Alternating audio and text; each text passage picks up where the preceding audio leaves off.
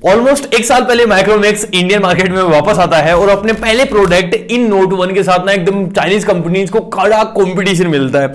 यहां पे जो कंपनी 6-7 सालों से एकदम राज कर रही थी इंडियन स्मार्टफोन मार्केट पे, उनके लिए भी ये कंपटीशन बहुत कमाल का टास्क था। यहां पे फीचर रिच स्मार्टफोन बनाने के साथ साथ माइक्रोमैक्स ने कुछ कमियां कर दी थी। सॉफ्टवेयर ऑप्टिमाइजेशन होती है ना, वो इतनी अच्छी नहीं थी। बिल्ड क्वालिटी के साथ कॉम्प्रोमाइज हमको देखने को मिले और माइक्रोमैक्स के जो अपडेट्स हैं भाई वो तो कछुए से भी स्लो देते हैं ये लोग। तो ये कुछ मेजर प्रॉब्लम्स हैं, अगर इनको सोल्व कर दिया जाए तो माइक्रोमैक्स के जो फोन होंगे वो बहुत ही कमाल के होंगे।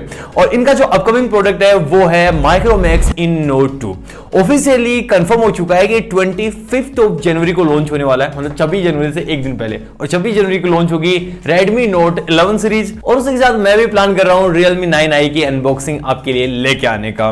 तो इतनी सारी चीजें जो हैं वो बिल्कुल एकदम पाइपलाइन में है। तो डेफिनेटली जो माइक्रोमैक्स इन नोट 2 होगा वो भी एक कमाल का प्रोडक्ट होगा। लेकिन अगर आप ये सोच रहे हो कि एक 5G फोन होगा तो आप बिल्कुल ज्यादा जल्दी में हो। यहां पे एक 4G फोन ही होने वाला है। हाँ, 5G फोन भी आएगा माइक्रोमैक्स का, लेकिन वो फ्यूचर के लिए। यहां पे माइक्रोमैक्स के अकॉर्डिंग 5G लाना बहुत ज्यादा जल्दी होगी अभी के लिए। तो हमको 4G फोन देखने को मिलेगा और एक बजट सेंट्रिक स्मार्टफोन होगा। तो without wasting any time let's get started.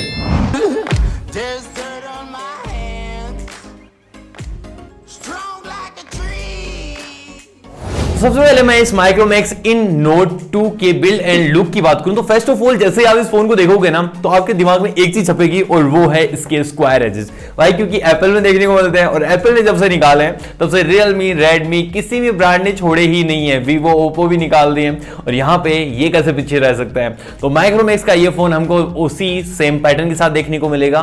थोड़ा गौर फरमाइएगा, ये जो चीज है वो फिनिश है ना कि ग्लास बैक है। तो ये होगा पॉलीकार्बोनेट ही, लेकिन ग्लास वाली फिनिश देगा सेम इन्फिनिक्स नोट 11 की तरह। और उसी के साथ इसका बैक पैटर्न आप देखो, मतलब ये फोन जो है मुझे कहीं ना कहीं सुनहरा लग रहा है भाई।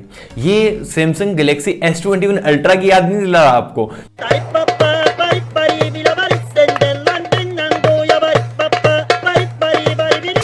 बिल्कुल इसका जो कैमरा पैटर्न है ना वो इसको फॉलो अप करते हुए देखने को मिलता है। इसका क्वाड रियर कैमरा हमको पीछे की तरफ देखने को मिलता है जिसमें 3 गड्ढे, बहुत बड़े और एक बहुत छोटा है। और इसी के साथ सेंटर पंचोल आपको फ्रंट में देखने को मिल जाएगा। और इसी के साथ लेफ्ट साइड में ये लेके आता है सिम ट्रे को, राइट साइड में वॉल्यूम रोकर है और साइड माउंटेड फिंगरप्रिंट है। और फ्रंट साइड में आपको सेंटर पंचोल देखने को मिलता है। अब मैं सीधा जंप करता हूं इसकी सेकंड मेजर हाईलाइट पॉइंट पे, क्योंकि माइक्रोमैक्स का जो टीजर आया ना उसमें 2 चीजों को इन्होंने हाईलाइट किया है। एक तो इसका डिजाइन और दूसरा है इसका डिस्प्ले जो है यहाँ पे आपको 6.43 इंचेस की एक एमोलेड पैनल देखने को मिलेगी जो फुल HD प्लस रेजोल्यूशन के साथ आती है। अब आपके अगर अरमान जाग गए हो और आपको लगा हो कि यहाँ पे सुपर एमोलेड डिस्प्ले के साथ आपको देखने को मिलेगा एक हाई रिफ्रेश पैनल, तो बिल्कुल गलत। तो आप 60 हर्ट्ज का नॉर्मल पैनल आपको देखने को मिलेगा।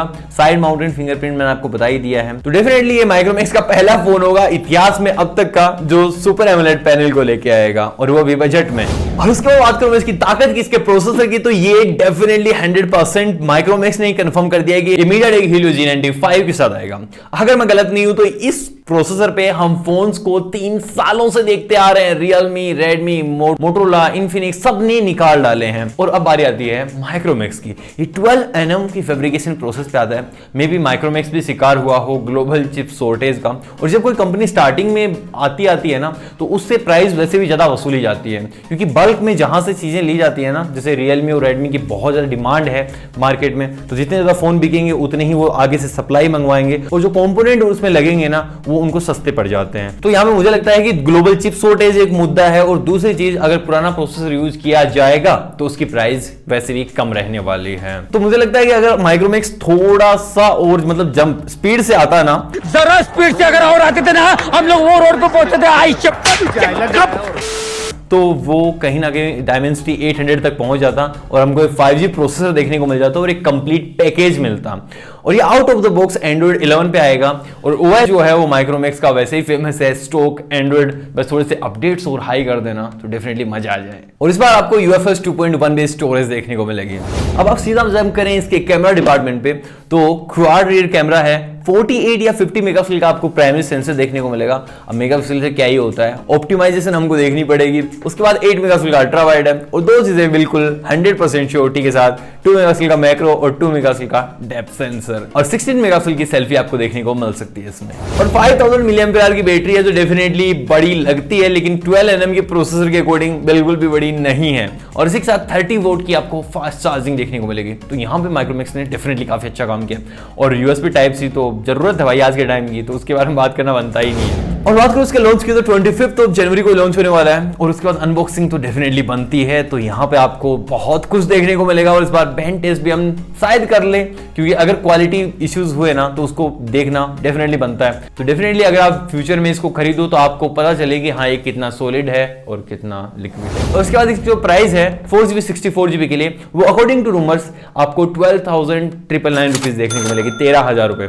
इसी सेम प्राइस रेंज में आपको मोटोरोला G31 देखने को मिलता है, almost same specification, stock Android और ये कैमरा सेटअप है, पर उसमें जो प्रोसेसर है वो आपको इतना अच्छा नहीं देखने को मिलता है। और इन्फिनिक्स नोट 11 जो है वो आपको 12,500 रुपए में देखने को मिलता है। उसके जैसा ही फोन होगा, बस प्रोसेसर जो होगा वो उससे थोड़ा ज्यादा हाई क्लास होने वाला है।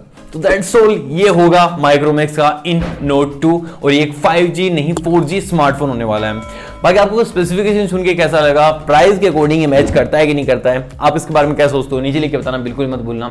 बाकी अनबॉक्सिंग जो है वो डेफिनेटली आप एक्सपेक्ट कर सकते हो। ये जो वीडियो है वो यहीं पे खत्म हो जाता है। आई होप आपको पसंद आएगा। अगर पसंद आया तो वीडियो लाइक कर दो, शेयर कर दो और मैं मिलूंगा आपसे अगले वाले वीडियो में। तब तक के लिए